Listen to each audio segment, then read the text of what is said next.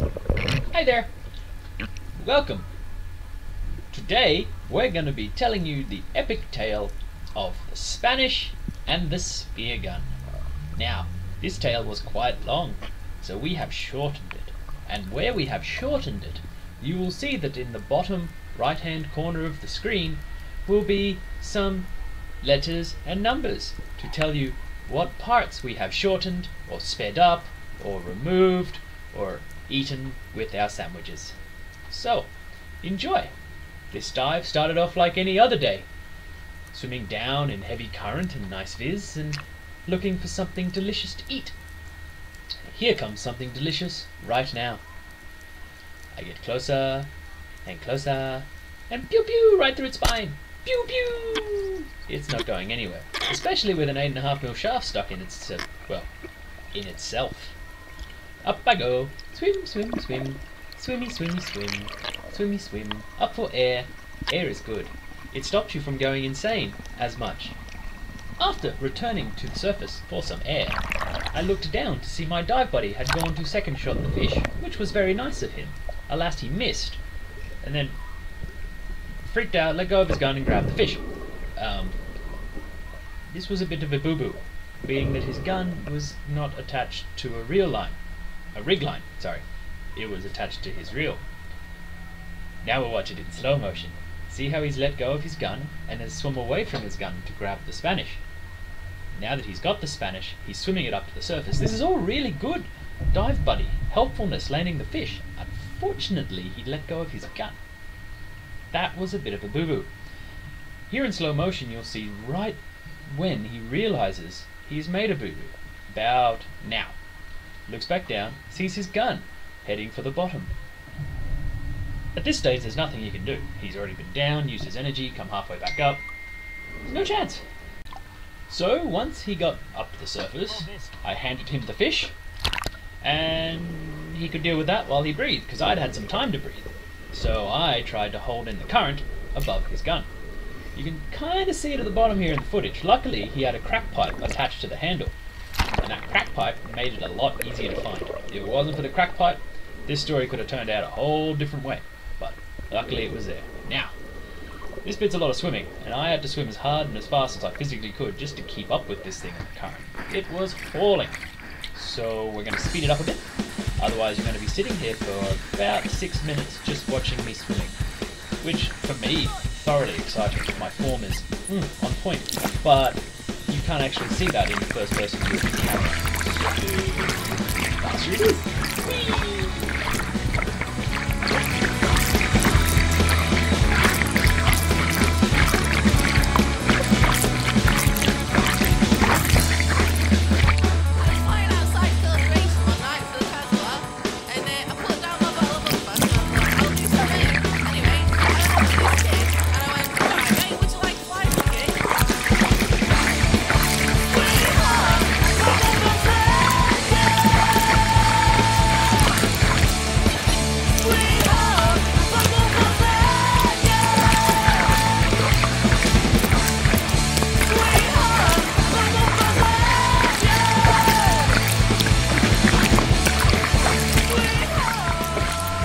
Now the boys have dealt with fish and come back up and put up to where I am. We've put a mark in for where the gun is, and I can have a break and hang out with Bob the turtle, who just came in to see what the heck was going on and why this big fat seal looking thing with really long arms was swimming so hard. So now we go to the boat. Rest, breathe, and think of a plan B, maybe a plan C, or maybe a plan D. We'll start with B. Yeah, B. Okay, now for it to speed up again.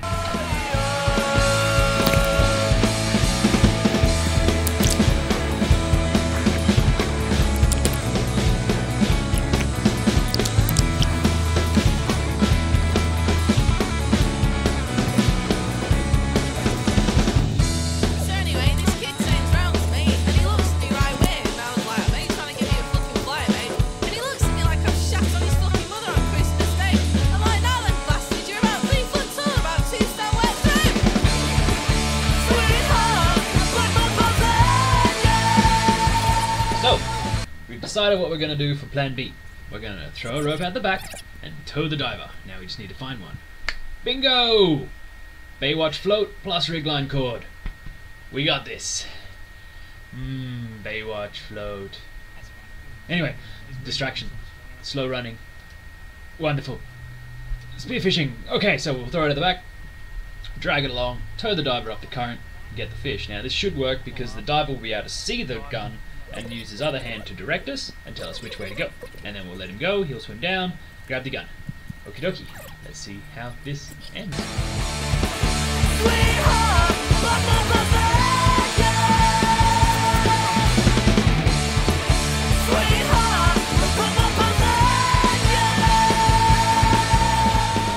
Now it's my turn. So, during the past half an hour, which I've removed from this video, I was driving the boat, and the other people who are on the trip, that shall remain nameless unless they choose to come forward, were taking turns to see if they could get the gun. So they each took 2 turns, and we decided 2 turns was fair, because if we overexerted ourselves too much, we could die. And death is definitely not ideal. Not in the least.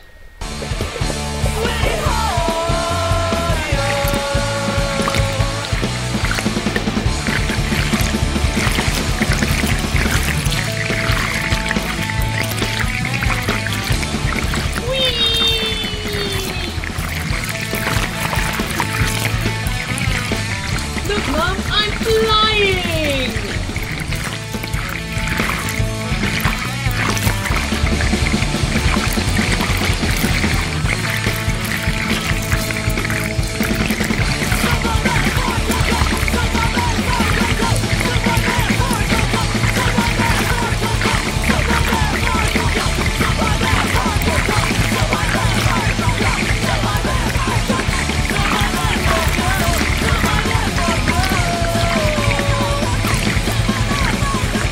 At this point here is where I can see the gun. Now it's a bit difficult to see in the footage because the visibility over the last half an hour has reduced drastically. Went from a nice, comfortable 30 meters vis top to bottom to a thermocline, which was making it very hazy and hard to make the gun out. So I'm currently using one hand to direct which direction I need to go, and my body, kind of like a rudder, whee, allowing me to steer and get up and over the gun. We keep doing this for a little while until I feel I'm in the optimum position to make my dive. And as a true master of all positions, I know exactly when I'm in the optimum position to make a dive. And I let go of the buoy and try and get the gun. This is perhaps the quickest I've ever done a 25-meter dive. I was flying. I was kicking so hard down and so much at a 45-degree angle in the current that my camera kept nearly coming out from under my hood. But I got to the gun! Whee! Now the hard part, getting to the shaft. Bit more frantic kicking, and boom! Gotcha! Successfulness! Yay! The craggle wire! And now for the best bit, taking the lost gun back to his owner. Oh, they're both going to be so happy when they're reunited. Oh, it's just like Lassie. Or to a lesser extent, Old Yeller, where they shot the dog. But in this one, it's a good happy story. Not like the sad story. And look at him on the boat, he's so happy. He's so happy. I'm going to give him back his gun.